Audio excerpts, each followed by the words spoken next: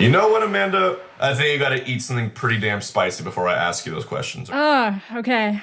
Welcome to Hot Juans. So, what is with you being in love with sparkly vampire boys? Why are you so obsessed with Twilight?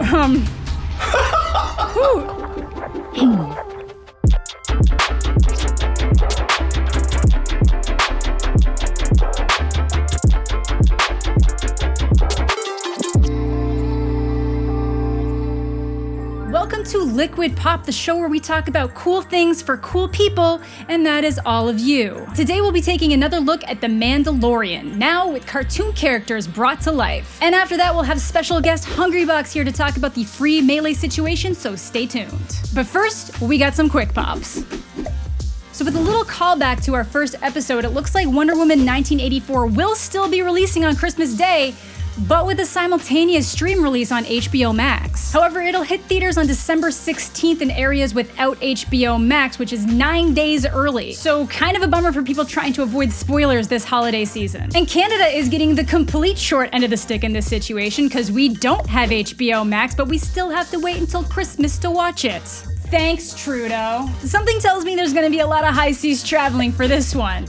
Yarr. And speaking of copyrighted content, CyberPunk 2077 has announced a streamer mode that will disable all copyrighted music. With labels hitting Twitch with a never-ending wave of DMCA takedown requests and streamers getting banned left and right, these features being implemented into games are going to be essential going forward for streamers. With the game's release right around the corner, this is an awesome feature to have available at launch. And now for a bit of weird movie news. We finally got a trailer and release date for Chaos Walking after it was massively delayed due to reshoots. Starring Tom Holland, Daisy Ridley, Mads Mikkelsen, and Nick Jonas. So, why were there reshoots? Well, apparently it tested so poorly with audiences that they deemed it unwatchable, which is impressive. So rather than seeing a March 2019 release date, we got April reshoots, which allegedly resulted in Holland both missing the Avengers Endgame premiere and forcing him to drop out of the lead role of the Sam Mendes Academy Award-winning film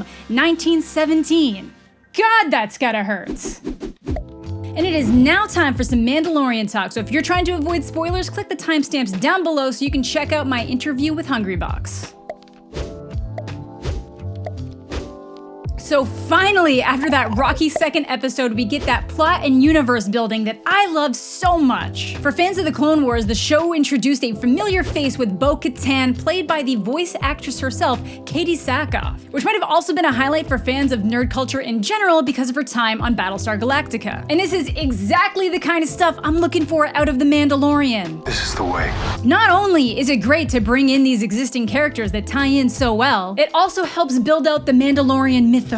Because Bo-Katan is a Mandalorian, but she doesn't follow those same strict guidelines that Mando does. And I am so down for all of this. And then we finally get a taste of what we all knew was coming based on the leaks. The Jedi that Mando will be tracking down is Ahsoka Tano. Ahsoka is a fan-favorite central character from the Clone Wars, once the Padawan learner of Anakin Skywalker himself, and I am so excited to see what they do with her character. Shocker, my name's Amanda the Jedi, and I'm excited for the Jedi. And then we finally get some updates on what Moff Gideon has been up to, and it's not great. In the fourth episode, we're shown a lab that had a series of cloning tanks in it and a holo projection that let us know that whatever these experiments are, they've been trying to use Baby Yoda's blood to make it work, but it's so far been completely unsuccessful. I mean, at least it's not meth. But they specifically mentioned something called an M count, which I think is a reference to everyone's favorite piece of lore from everyone's most beloved Star Wars movie, midichlorians. It's a good bit, okay?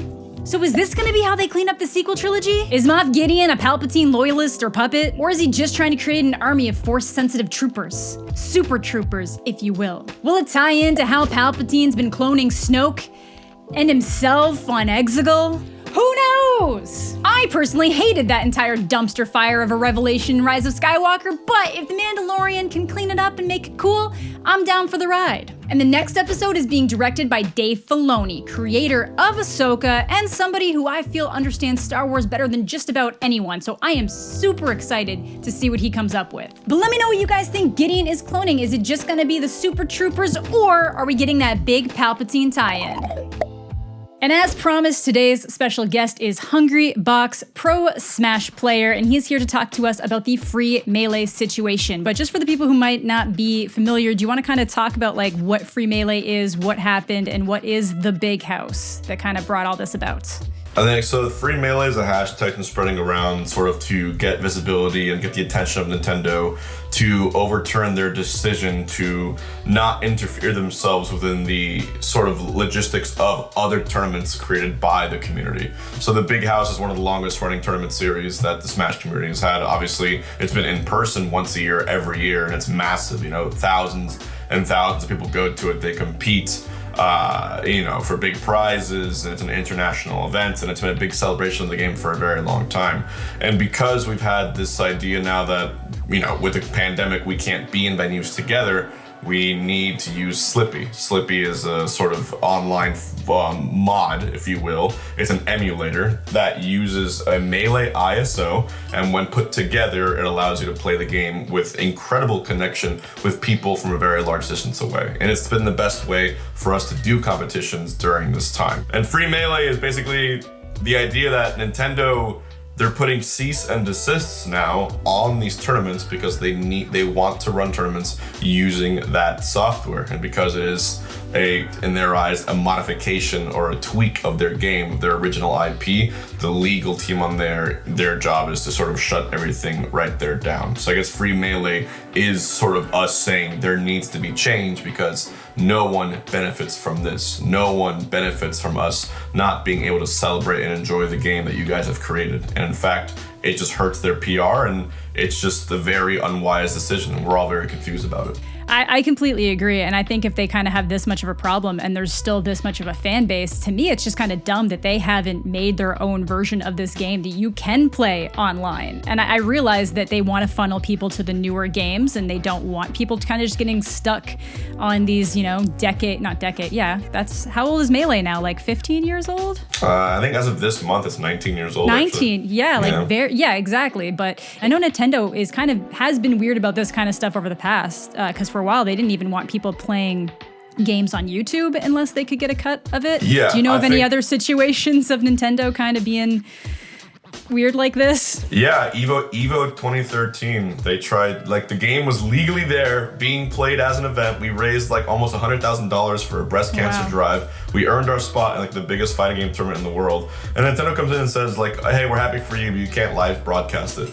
And we're just and that got people really, really upset. In fact, they got flooded with calls and emails so much. The PR was so bad that they then overturned that decision. So if that was overturned, it gives us hope that we can also overturn this. But there's some disconnect there clearly about what the actual culture of the game is, the culture of esports is to Nintendo. They've gotten more involved created, and they started to support events and sort of, bring their setups and stands. They're oh, hey, look at the games you want to play for us. They've definitely done that more often, but at the same time, I don't think any release of any new Smash game that comes out, whether it's Ultimate or a Smash 6, will ever take it away. And it's kind of proved that time and time again, since Brawl, Brawl should have killed Melee, Smash 4 should have killed Melee, Ultimate should have killed Melee, but it didn't kill Melee because it's not Melee. There's never been a true sequel to Melee. The closest thing was PM, which was, a huge mod into its case, a very slippery slope. And actually, there's another example of Nintendo getting involved. For a long time, you couldn't even stream PM on Twitch, and for a little period of time, PM was the biggest competitive scene in Smash Bros. So, because Melee has never had that true sequel, people will still flock to it. And I think even if it did, just the way the game is designed, the balance, or even the lack thereof of balance, all of the intricacies that they somehow managed to fit into this one game really is what makes it timeless. And I really do believe the game as is, the code of the game as is, just as it stands, of course, with the new advent of online Slippy, this is an esport that can last, I literally mean decades and decades. It really, really could. I'm not saying change the entire idea of what IP is. I'm saying you make an amendment, right? Make an amendment for the case of a legacy esport, which in this case for Nintendo is Super Smash Bros. Melee, because it's in a category which has never been seen before. And I think with the proper collaboration between their heads of the company and the heads of our community, we really can make some miracles happen. And that's what Free Melee is about. I absolutely agree. Hell yeah. I really hope that kind of things flip around. I know Nintendo doesn't have the best track record with that kind of stuff, but I'm hoping that you can get enough community involvement here that something does happen. You know what, Amanda? I know I'm on your show, and I've been answering your questions for a while now. I think it's time we turn the tables a little bit here, all right? I have some questions to ask you, but I don't think it would be right for me to ask those questions unless we make sure you were in the right headspace. And by headspace, I mean, I think you gotta eat something pretty damn spicy before I ask you those questions. Are you okay with that? I'm totally okay. It's really convenient that this very sauced chicken nugget has just appeared in front of me, so... Would you mind telling us what hot sauce is on it? This is Blueberry Plague, and it's a scorpion pepper-based hot sauce, and I'm assuming editor will throw on the Scoville unit on screen, hopefully for us. I'm not smelling the blueberry, is all I'm gonna say. All right, you gotta eat it all in one bite, let it linger in your mouth for a bit. Yep, the whole thing. Here we go. And then we're gonna ask you the questions. Good luck, Amanda. Okay. Welcome to Hot Juans. What is with you being in love with sparkly vampire boys? Why are you so obsessed with Twilight? I liked Twilight unironically when I was like 14. Like, I genuinely loved it. And then over the years, I was like, the books just kept getting worse. But I now officially hit a point where I think it's really funny.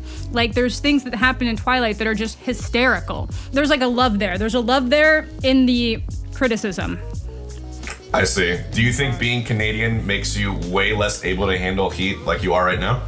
Yeah, we're a little bit better with the cold. Oh my God. What is with you and reviewing so many teen love romance films? Are you just fishing an algorithm, or are you just someone lonely who needs someone to talk to? What's with that? Be honest with us. It's like the same kind of thing. Like, it started with like, oh man, I'm gonna talk about Twilight, and then Twilight kind of blew up again, and now everyone's like, talk about this, and then I was like, oh, 50 Shades of Grey is a Twilight spin-off. Literally, it was Twilight fan fiction to the extreme, and I was like, that's funny. So I just keep going. Sit with me while I make fun of it for 20 minutes. Well, congrats, Amanda. You've made it past our speed questionnaire on a remote Hot Juans endeavor. I appreciate that we equal out the playing field here, and I think you handled that blueberry demon pretty well. It's still kicking, but it's good. It's not bad. All right. Well, probably more to come in the future. As usual, thank you very much for answering. Thanks for having me. Thanks for having me. So, Juan, where can the people find you? They can find me at LiquidHbox on Twitter, at LiquidHbox on Instagram, and my YouTube is HungryBox, which is growing quick, and I appreciate all the love. And also Twitch, twitch.tv/HungryBox for all the Smash Bros content you need and love. So that is this week's episode of Liquid Pop. Thank you all so much for watching. If there's anything you ever want to see, make sure you let us know in the comment section down below. We would love to hear it. To anybody who is literally geographically beneath me, happy Thanksgiving. I hope you're having a great day, regardless of what you're doing. As always, make sure to leave a like on the video, smash that notification bell, and we'll catch you in the next episode of Liquid Pop. Welcome to Liquid Pop, the show for cool things. That's not how you say it. The Mandalorian, now with cartoon character, oh my God. We'll have HungryBox on to talk about the I called it free solo. Oh my God, free melee situation. 2077, not 2077, they say 2077.